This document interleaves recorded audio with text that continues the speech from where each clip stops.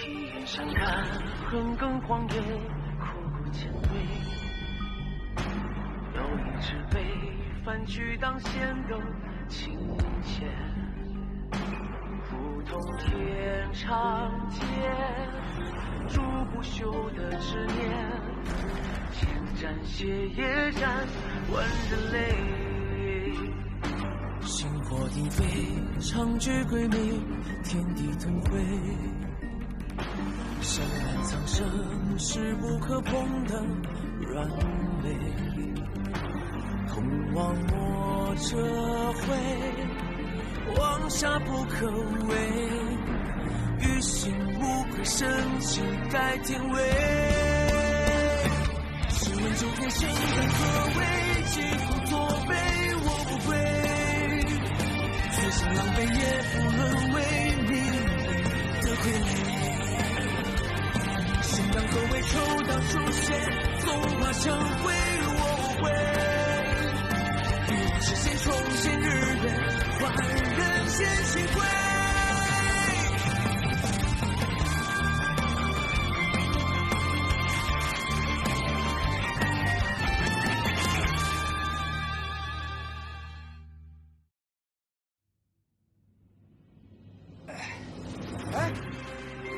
姑娘，这路不好走，山体滑坡，这条路坑坑洼洼的，你孤身一人，摔了跤都没人扶啊！还是找条好走的路走吧，啊！来，跟我。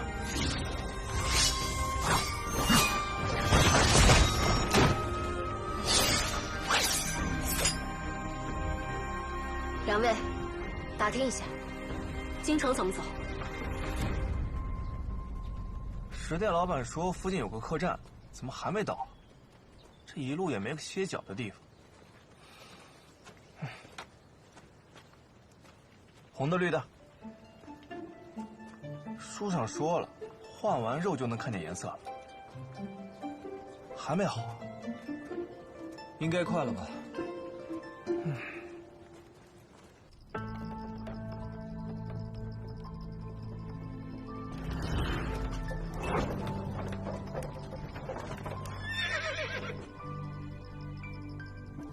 何人挡路？让开！车上可是那台正令使宋庆宝，知道是大人的车驾，还敢挡路？我有话要问他。名字对不对？对，就是他们。名字我都记下了，回去告诉他们，还有什么心愿遗言，赶紧去办。到时候我会去取他们的命。好。放我下来！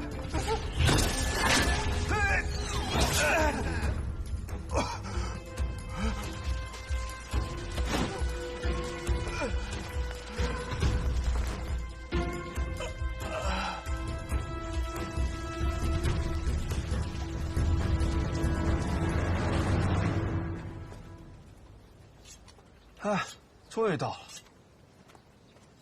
哎，有官差。穿着赏金卫的衣服。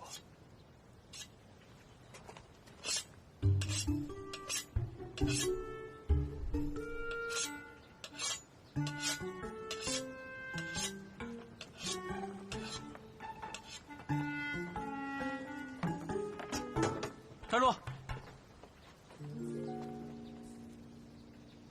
二位魏县来的？啊，官爷何事？干什么呢？做买卖的。买卖？什么买卖？啊，随我们家老板走街串巷，倒买倒卖，收些福头彩衣、实心花果、靴鞋碗碟。须是走街串巷的货郎，怎么不见货车啊？哦，中原将至，打算去隔壁镇子买些桃柳蒲叶、五色温纸回去售卖。至于马车嘛，也等到了镇子再说。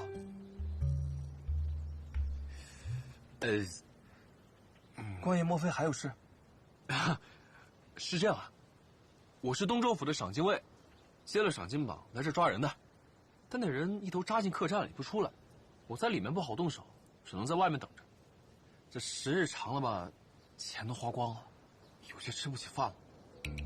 二位可否借我些银子？等我完成任务，换了赏金就还你。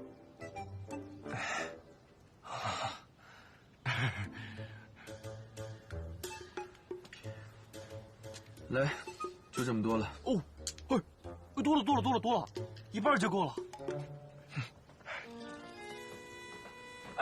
哎，我帮你。来，啊，好。老板娘，出来接客了。来了，官爷，今日有钱吃饭了？钱有的是，就怕你这小店没有我想吃的东西。只要你钱给够，就算你想吃天上的龙肉，我也去给你割一块。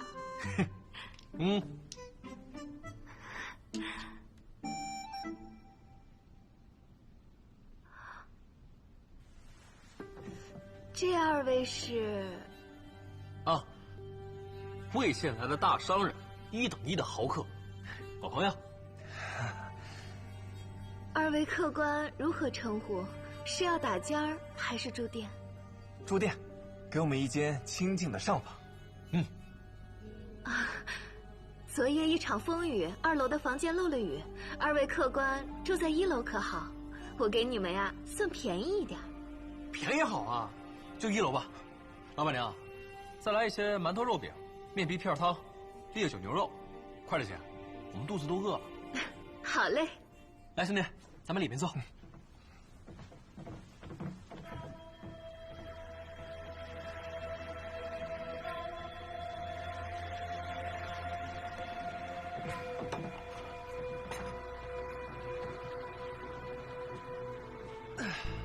你说的就是他吧？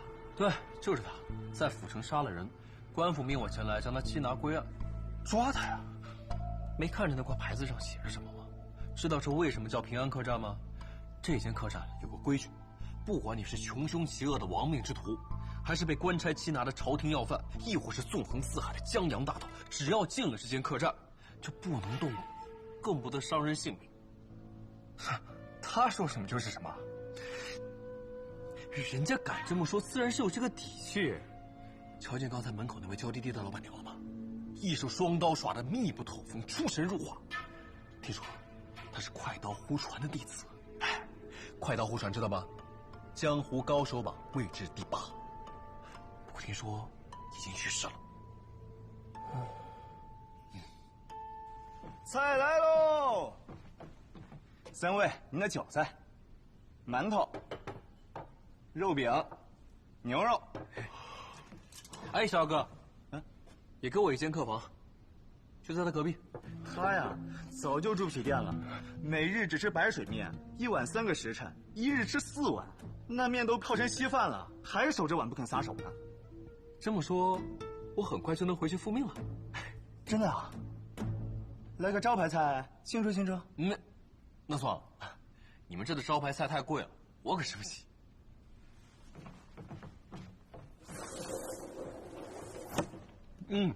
这店小二瘦得像人干一样，他外号白云手，一双铁掌坚不可摧。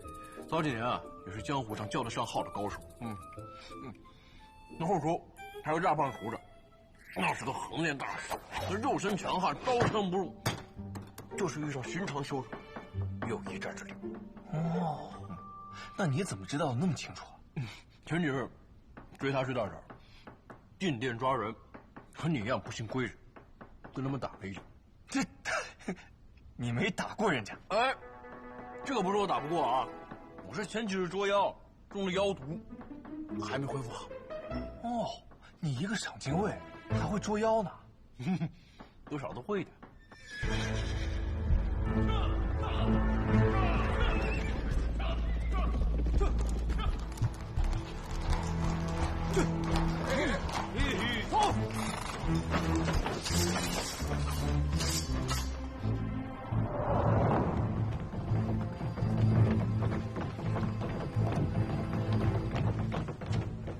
放我一刀！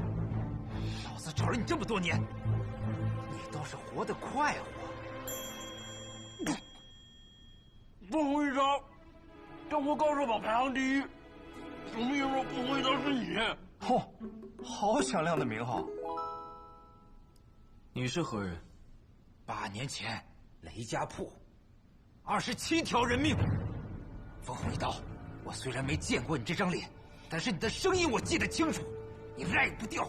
哦，雷家铺，那个土匪窝，你承认了？的确是我。好，你敢承认，也算是条汉子。你想怎样？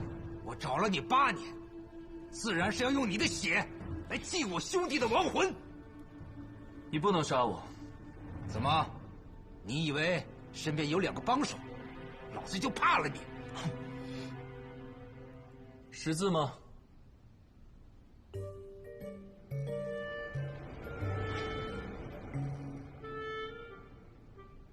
什么意思啊？平安客栈，保你平安。这家客栈的规矩，就是无论你是什么身份，无论你是什么人，在客栈里都不能动武，否则会吃苦头的，对吗？他说的没错。奶奶的，你敢耍我！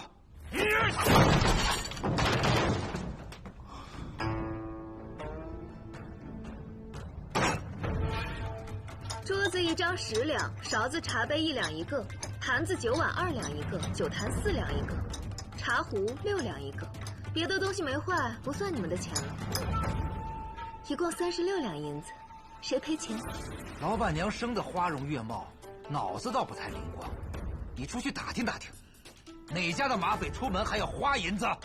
别人的规矩我不管，但在我这儿就得按照我的规矩来。我这儿卖的不是饭菜，而是平安。诸位若想杀人寻仇，也得等这位客官用完饭菜，走出这道门，才能动手。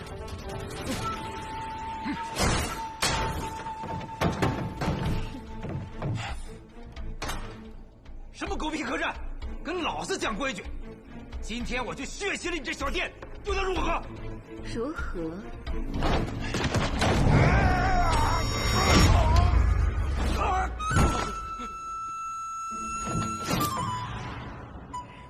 老板娘怎么说？别弄死，得赔钱。好嘞。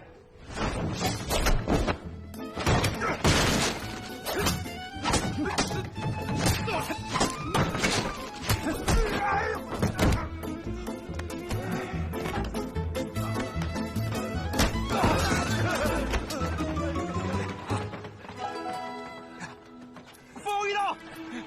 今天算你所愿，日后再见，我绝不轻饶了你。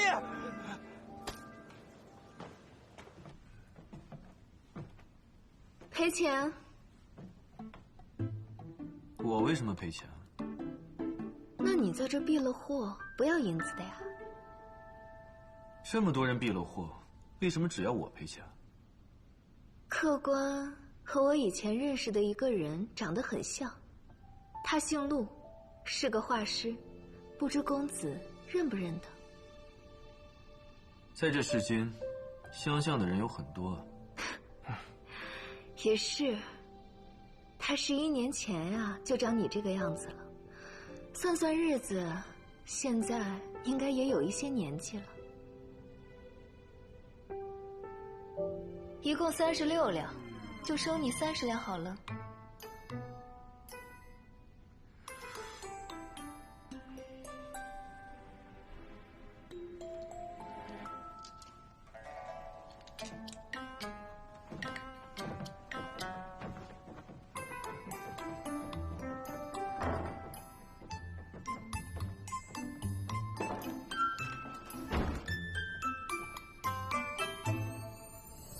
风红一刀。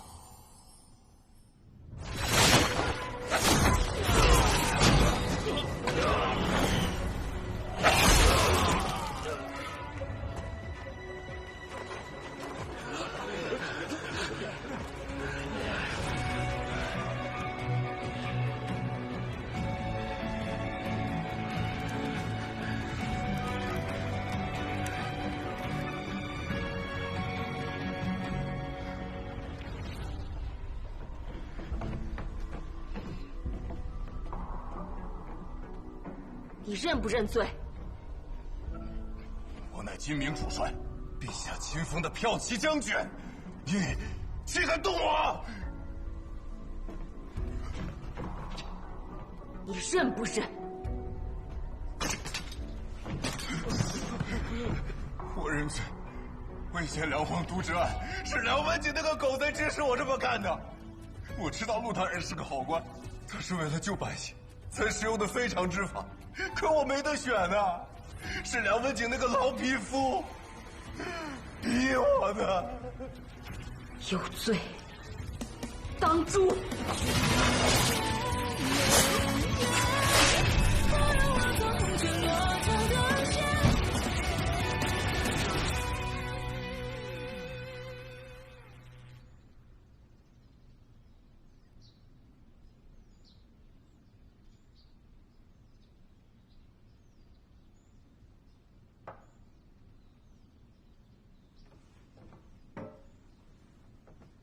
唉，老陆，那老板娘你认识啊？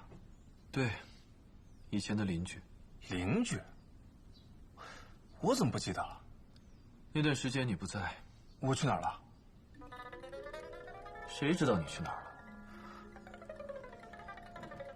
我去哪儿了？唉，但我还是觉得呀，新姑娘好，性子好，人实在，最重要的是，你们俩都成亲了。又不是真的成亲，只不过为了结成血气罢了。哼，这话说的，真像个忘恩负义、过河拆桥的负心汉。你是战鬼族和人族的混血，身负五不全之症，想要摆脱神法转生成人，须得过5关：换皮、换肉、换骨、换血、换心，每一关都是生死一线，须得找到至亲家人，同你结下血气，在识海之中连成一线，方能在你濒死之时借你一线生机，助你死里求生。你没有亲人，所以得找个人成亲，同你结下这血气誓约。所以呢？所以成亲是真的，连老天都认的，你凭什么不认？再说，新姑娘人也挺好的，你为什么看不上人家？什么人？人呢？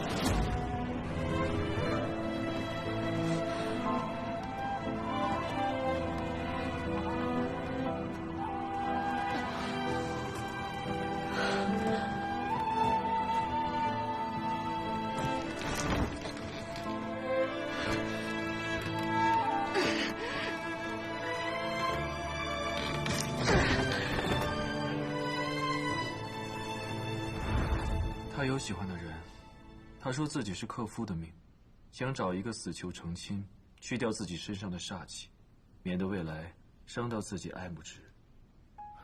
哦，这我倒是不知道。这桩婚事原本就是一场交易，各取所需罢了。我和他以后再也不会相见了。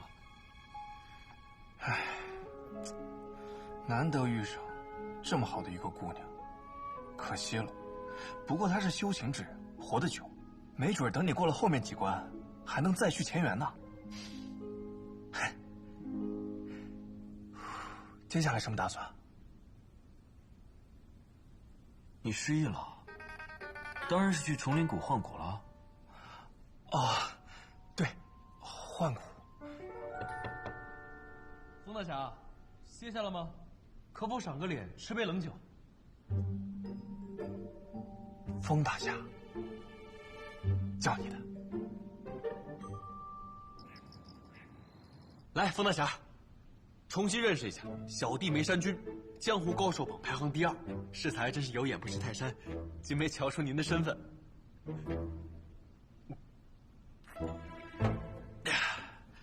我之前听说你去边西从军了，还以为这辈子是无缘相见了，没想到现在在这儿遇见，真是三生有幸。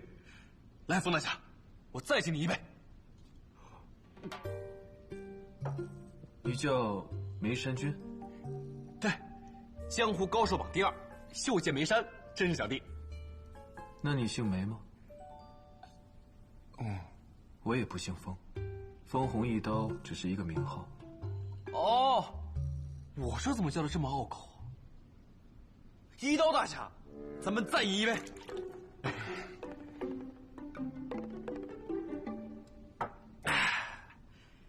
这位既是一刀大侠的朋友，想必也是有些功夫在身的，不知榜上位置第几？在下楚英，阁下难道没有听说过？未曾听闻。嘿嘿，那就对了，我能力平平，榜上并不姓名。啊！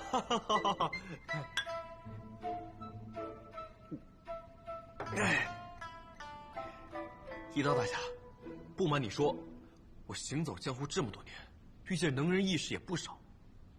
即便是那仙家子弟，在我眼中也没什么特别。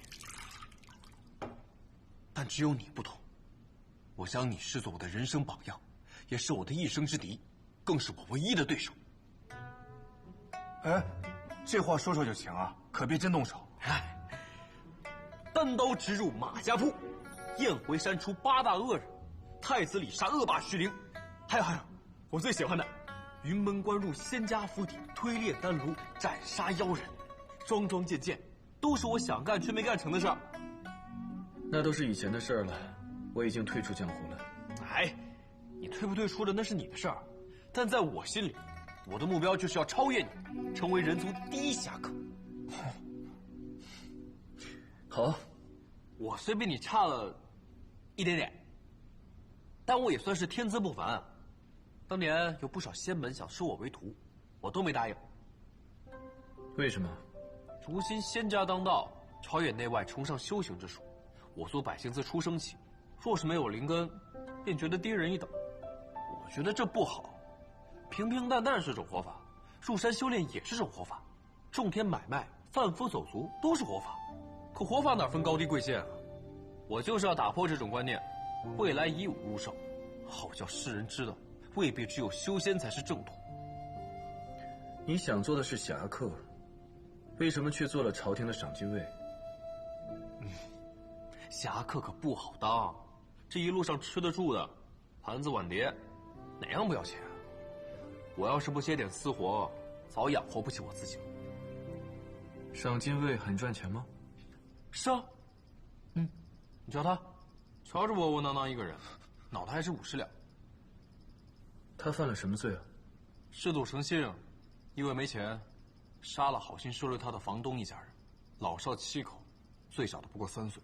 哦，那的确该杀。快了，他马上就没钱了。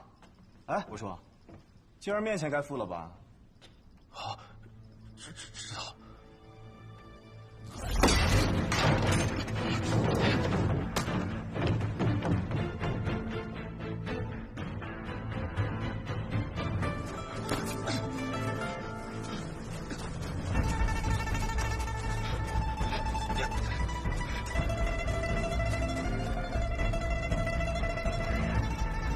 什么人？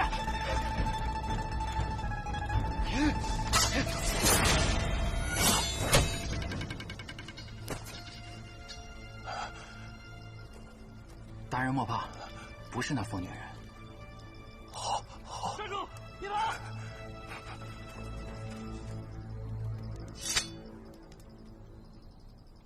哎，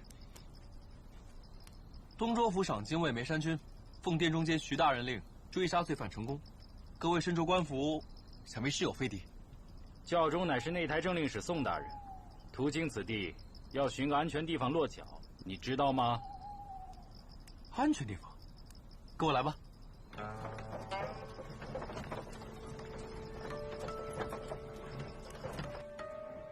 平安客栈，保你平安。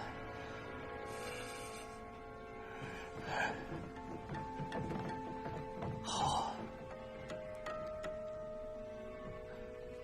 不太妙啊！那个宋群宝来了，他可认识你。咱俩一个捕快，一个死人，要是被他发现了，会不会很惊喜，很意外呀？没事，我们背对着他，他看不出来。好。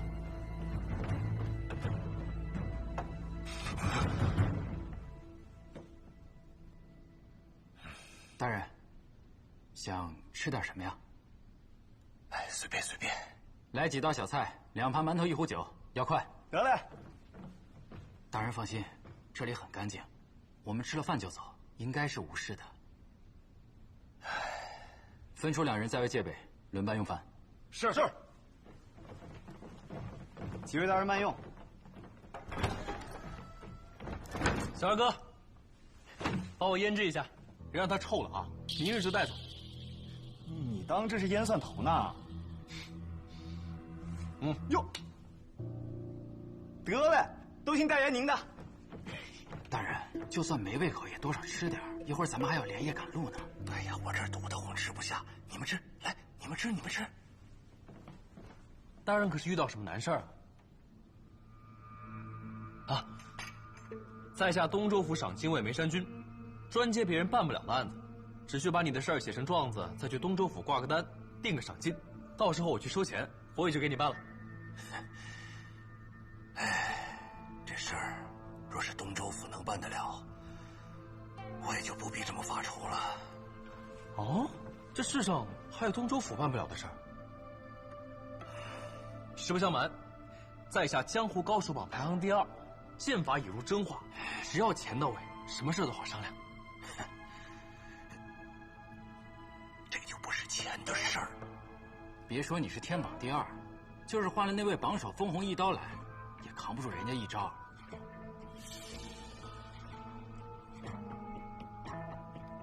哎呀，好了，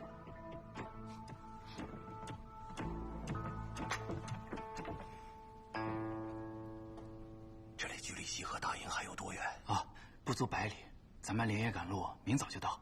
等到了西河大营，大人您就彻底安全了。哎呀，我的安危是不打紧的，只是梁大人让大营的军士住到城里面去啊。可是他不懂啊，这根本就没用，西河大营都没有。啊，难不成大人惹上了仙门众人？那些仙门众人一向闭门不出，只知道在山上苦修，你怎么惹上他们的？大约6日之前，我奉命回京城述职，路上被一女修掳走。他说是我们联手冤死了他的夫君陆怀。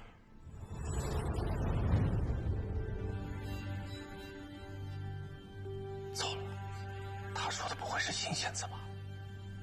我听说过魏仙的案子，人人都说陆怀与梁商同流合污，骂他是贪官奸佞，但我却觉得做官要有菩萨心肠，雷霆手腕也必不可少。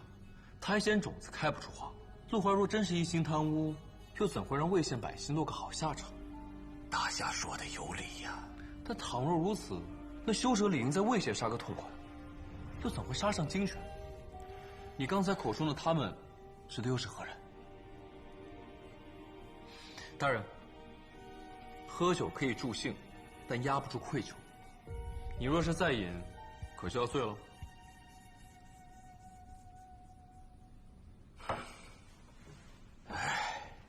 大约半年前，魏县下了一场大雨，用地9县尽数被毁，人人都以为这是一场天灾，可其实它却是一场人祸。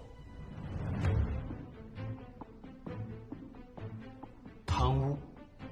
是，他们把石头换成了稻草，糊上泥巴，砌在了堤坝之上。一旦遇上了这样的大雨，便什么也挡不住了。魏县周围的9个县城，所有的堤坝尽数垮塌，无数的良田被毁，真的是可恨，可恨的。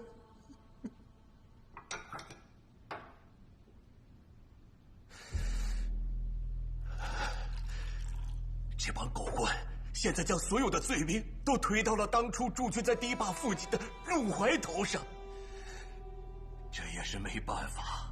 地下的百姓讨要说法，上面的权贵要控制民心，稳定局面，总得找一个人出来承担这些罪责。而陆怀没有听从命令，为了吸引粮商运粮，没有第一时间出手控制粮价。你说，若是你你会选择那些假意按照规章制度办事的官员，还是会选择一个失掉民心、触尽风头的陆怀呢？我都不选，我会如同那个修者一般，杀上京师。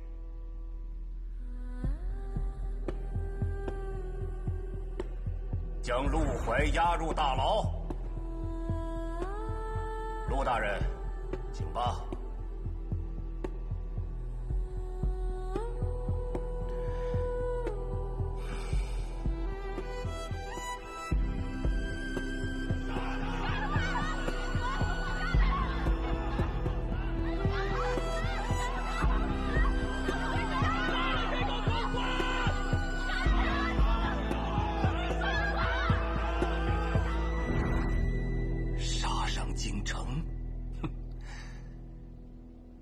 修者如何杀得了他们？做不到就不去做了吗？遇到不平就要管，哪怕拼得头破血流，哪怕我这小子迈不进京城的门槛，但只要我做了，就势必会有人看见。一传十，十传百，说这100人之中再出一个我这般的人，他便能闯到朝堂上去；再出一人，他就能闯到皇帝面前去。我便不信，这份天大的冤屈，如何就能碾入尘土？如何就不得平反？侠士大义，我不如你。是啊，我当初被绑之时，心中也有怨愤；共处的4人之时，心中也觉惶恐。可是今日听了侠士这一番话，我心中便觉安定了。冤有头，债有主，冤害他人之人，必定不得好死。他说他之前去京城为陆怀申冤，所告之状皆石沉大海。名字对不对？然后呢？然后我被快马加鞭地赶回了京城，将此事上报朝廷。可是根本就没有人相信我，他们不会相信一个修者会管凡尘俗事。而且他们更不相信，在京城中严密的守卫之下，会有人能取掉官员的首级。直到那一夜，赵大人在府上举办寿辰夜宴，前来道贺的官员众多。可就在刚刚酒过3巡之时，突然闪过一道罡气，赵大人的脑袋就没了。只见罡气不见人，是那修者动的手。这才仅仅只是一个开始。不到1个时辰，城北也传来一个消息：周大人在层层禁卫军的保护之下，被人一剑封喉。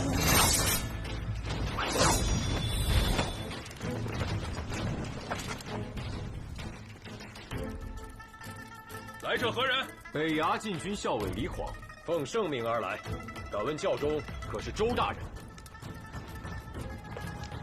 大人，是北衙禁军。大人，周大人，杀得好，杀得痛快。相比凌迟，一刀毙命算是便宜他了。名单上的人按照顺序依次死去，排在第3位的陈大人也开始心慌起来。他连圣旨都来不及请，就在护卫的护送之下，躲到了城外的金明大营里去。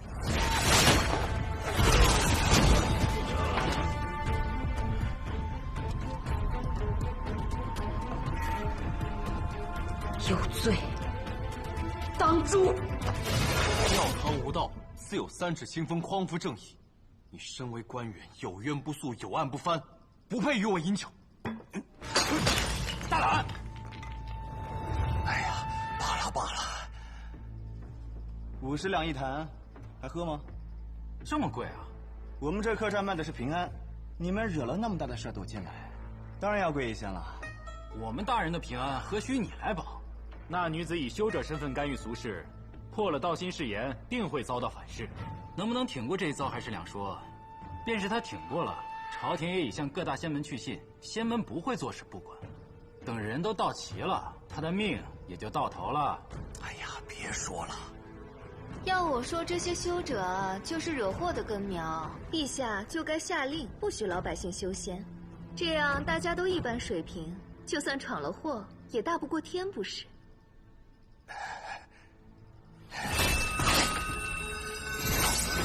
大爷小心！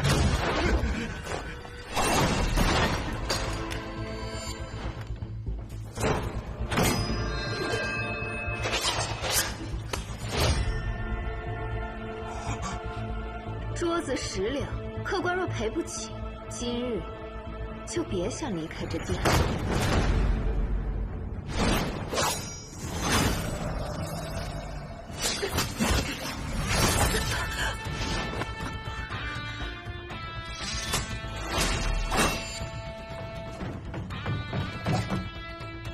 管不住嘴，才会招来祸端。别去，你打不过的。真是抱歉了。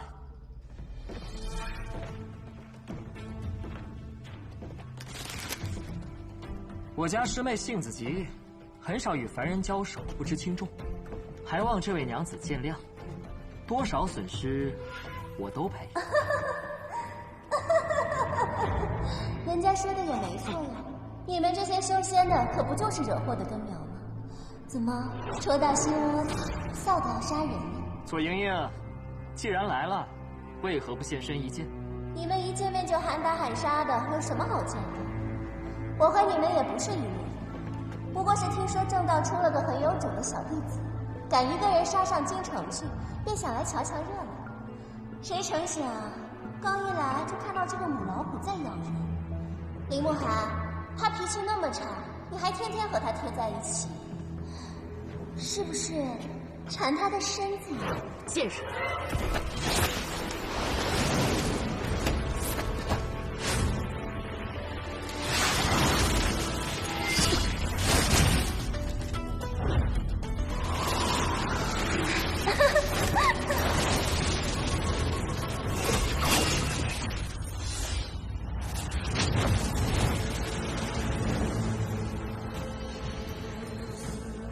林慕寒，你该好好管管他，否则是要死人的。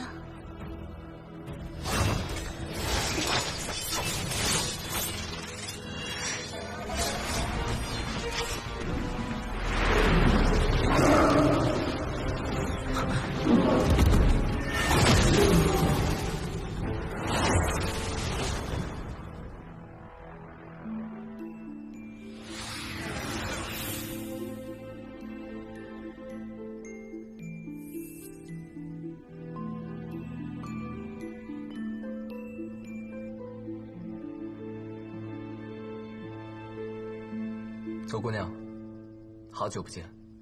经纶，你不去天阴山修行，整日和他们混在一起做什么？莫非你师父不准备收你为徒，不让你修无情道了？那好啊，那就别做苦修者，陪我回大漠逍遥快活去吧。哼，妖女。各位都到了，日月洞的南宫兄呢？没听见吗？那草包站外边吹了半天小曲儿了。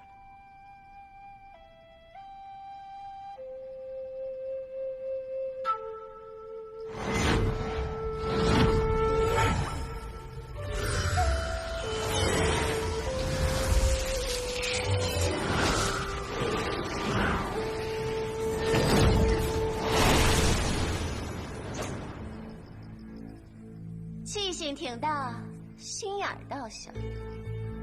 好了，各位，都收收自己的神通吧，正事要紧。你是京城来的官儿？我等奉师命前来，捉拿在京城坏了规矩的修者，只是许久未出山，已忘了路。还请问，这里距离京城有多远？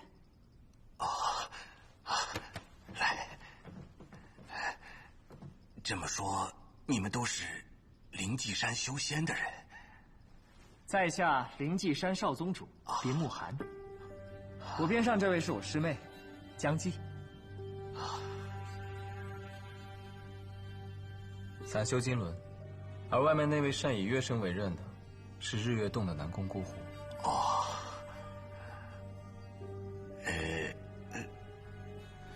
这般唐突问女孩子的名字，可不太礼貌哦。这位仙子叫左莹莹，是北乡青红教的人。哦，那既然各位仙家都来了，那就让我觉得安心了。你们能不能赶紧把那位修者带走啊？这样我就不会再担惊受怕了。